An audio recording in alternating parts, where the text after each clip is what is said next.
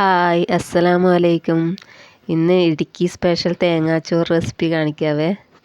അപ്പോൾ തേങ്ങാച്ചോറ് വെക്കാനായിട്ട് ഒരു തേങ്ങ ഫുൾ എടുത്തിട്ടുണ്ട്. പിന്നെ മഞ്ഞൾപ്പൊടി, 1 ടീസ്പൂൺ മല്ലിപ്പൊടി, പെരുംജീരകം, ചെറിയുള്ളി, പിന്നെ മട്ടയരി, ചെറിയുള്ളി, കറുവപ്പട്ട, ഗ്രാമ്പു, ഏലക്ക, പെരുംജീരകം, ഉലുവ.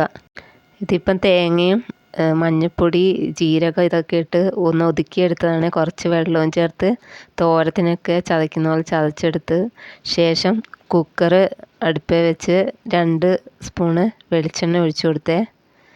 ഇനി അതിലോട്ട് കറുവപ്പട്ടയും ഗ്രാമ്പും ഏലക്കായും ഇട്ട് കൊടുത്തു. പിന്നെ പെരുംജീരകവും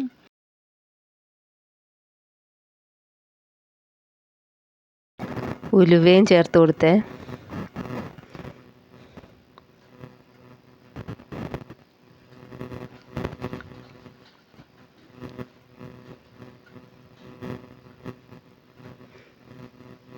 ഇനി അത് നന്നായി മൂത്തതിന് ശേഷം ചെറിയുള്ളി അരിഞ്ഞത് ഇട്ട് കൊടുക്കുകയാണ്.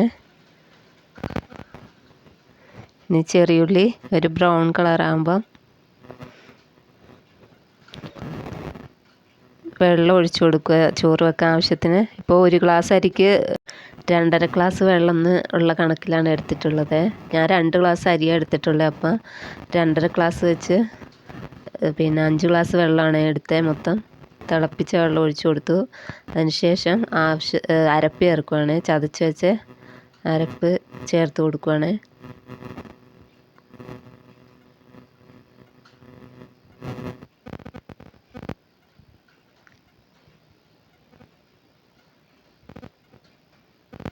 ഇനി അരി ഇട്ട് കൊടുക്കുകയാണ്.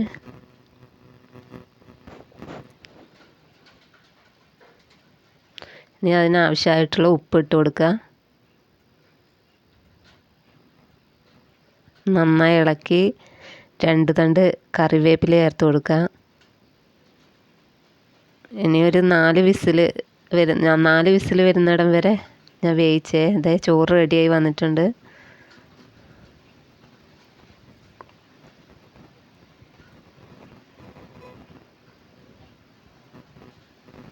ഇനി അതിൻ്റെ കൂടെ കൂട്ടാനായിട്ട് പരിപ്പ് കറിയാണ് ഉണ്ടാക്കുന്നത്. അപ്പോൾ പരിപ്പും പിന്നെ തേങ്ങയും ജീരകവും ചെറിയ ജീരകവും ഉള്ളിയൊക്കെ ചേർത്ത് നന്നായി അരച്ച് പരിപ്പ് അരച്ചെടുത്ത് ചെറിയ ചൂടാക്കി അതിലോട്ട് കടുകും ചെറിയുള്ളിയും വെളുത്തുള്ളി പിന്നെ കറിവേപ്പില ഇതൊക്കെ എണ്ണ ചേർക്കാനായിട്ട് എടുത്തത്. ഇനി അത് മൂത്ത് വരുമ്പോൾ പരിപ്പിനകത്തോട്ട് ചേർത്ത് കൊടുക്കുവാണ്. പിന്നെ പരിപ്പ് കറി റെഡി ആയിട്ടുണ്ട്. ഇനി ബീഫ് വരട്ടിയെടുക്കാനായിട്ട് തേങ്ങാക്കൊത്ത് ചേർത്ത് കൊടുത്തു.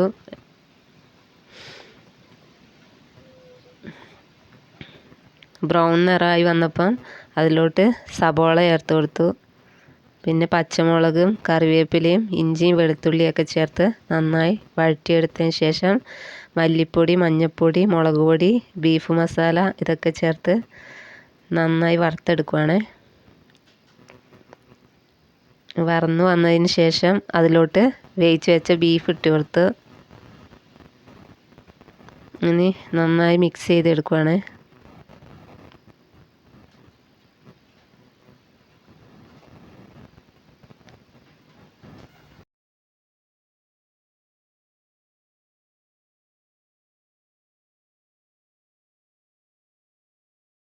അങ്ങനെ ബീഫ് കറി റെഡിയായി വന്നിട്ടുണ്ട്. നല്ല വരട്ടിയെടുത്തതാണ്, ചാറൊന്നുമില്ലാതെ. ഇനി അതിൻ്റെ കൂടെ ചോറിൻ്റെ കൂടെ കൂട്ടാനായിട്ട് ചള്ളാസാക്കി സബോളയും ക്യാരറ്റും മുളകൊക്കെ ഇട്ട് ചള്ളാസാക്കി ഇപ്പോൾ ചോറ് കഴിക്കാൻ എടുക്കുവാണ്. തേങ്ങാച്ചോറ് വിളമ്പി പപ്പടം, പരിപ്പ് കറി, പിന്നെ ബീഫ്,